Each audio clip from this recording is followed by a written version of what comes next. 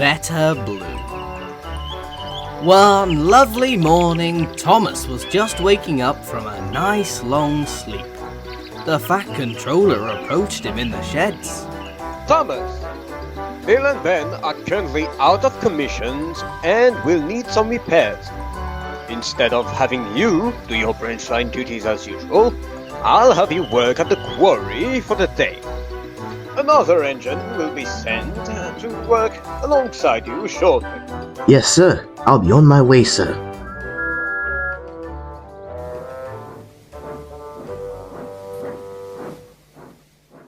As Thomas puffed towards the quarry, he wondered to himself who would be helping him for the day. Once he arrived, he saw Mavis getting ready. Hey, Mavis.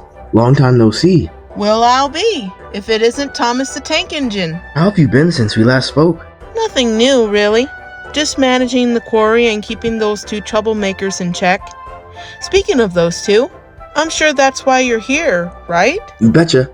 So who will I be working with? Maybe Toby? Or Oliver? Or Charlie? Or...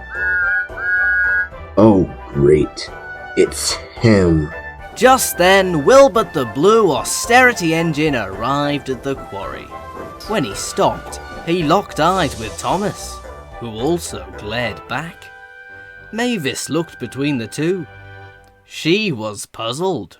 Good to see you too, Thomas. Thanks for asking. Whatever. Mavis, just give us our job so we can get this over with. Okay. Thomas, can you start by shunting?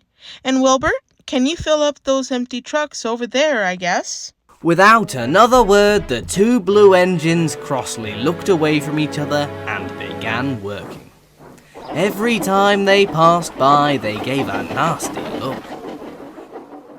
Later, when Thomas was backing onto a line of trucks filled with stone, he was unaware that Wilbert was on the other side.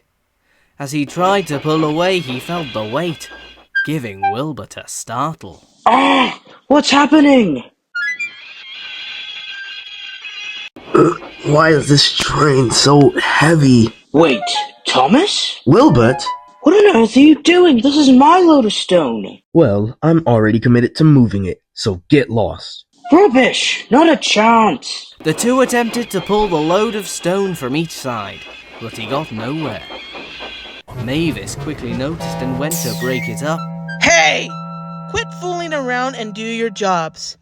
You can each take half if it's so important. Sorry, Mavis. Sorry, Mavis. Mavis huffed crossly and stormed away. Later, Thomas was taking a well-earned rest when Wilbert chuffed up and rudely interrupted. Why are you resting? You have work to do. Well, excuse me, tough guy, but unlike you, I actually work hard, which makes me tired. Maybe if you'd actually put in some effort, you'd see how much strain it has on an engine. Boulder Dash! You're just getting old. I've been working all day and haven't gotten tired once. Now, don't you try and bring age into this. Notice how I'm older than you and still number one? Even if you were really all that, you'd have a number.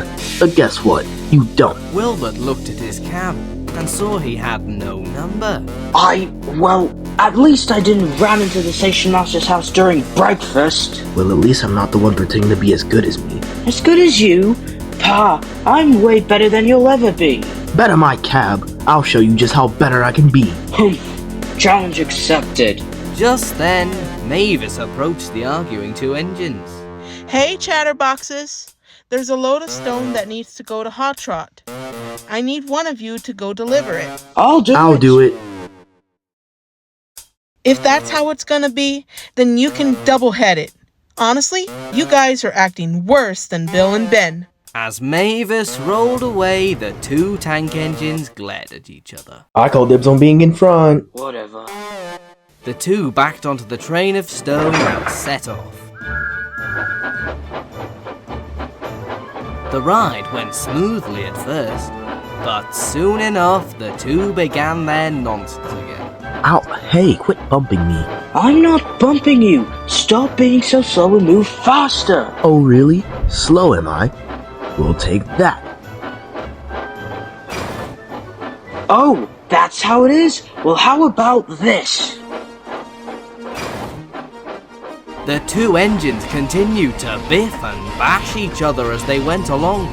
Their trucks saw this and decided to join in the fun. They gave a great heave, causing them to go faster and faster. No, wait! Slow down! Slow down! The trucks continued to push the two engines down the line. Murdoch and Arthur were resting nearby when the cavalcade zoomed past them.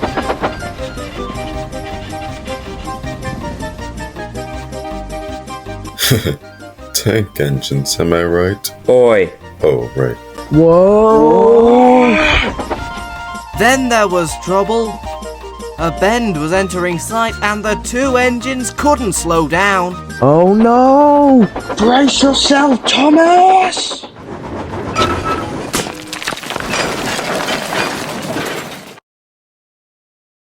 When the dust settled, the two tank engines groaned in pain.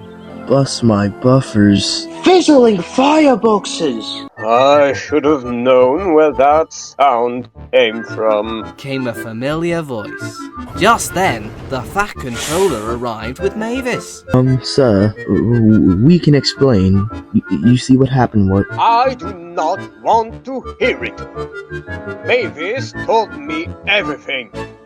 You two have caused confusion and delay.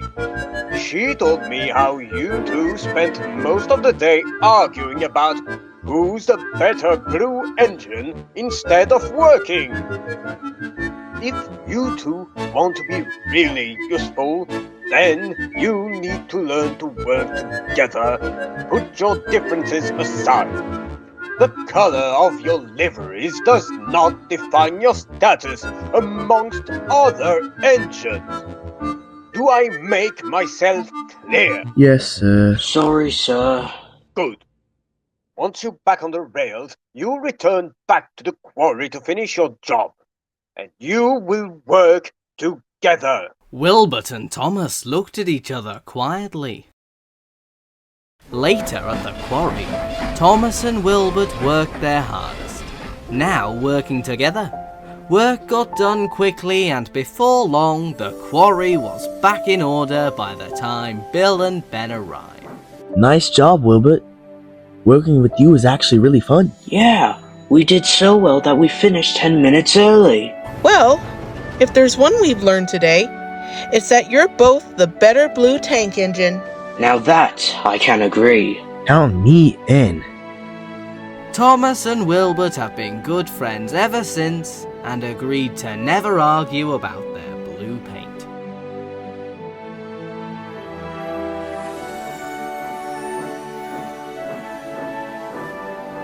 You good?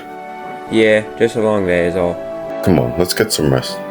Driver told me that it's beneficial to get extra hours of sleep. Murdoch, can you keep a secret?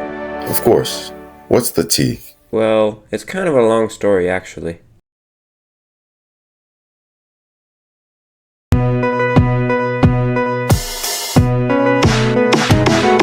They're two, they're four, they're six, they're eight, shunting trucks and hauling freight, red and green and brown and blue. They're the really useful crew, all with different jobs to do. Round Timothy's sheds or far away, going down hills and rounding bends, the sodor engines.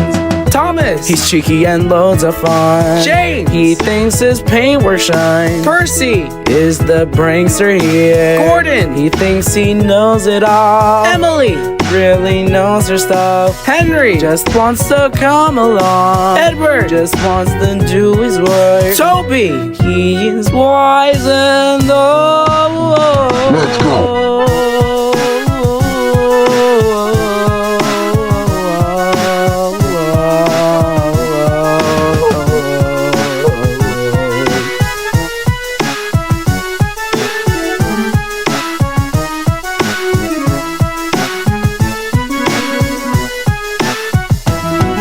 They're small, they're big, they're all useful.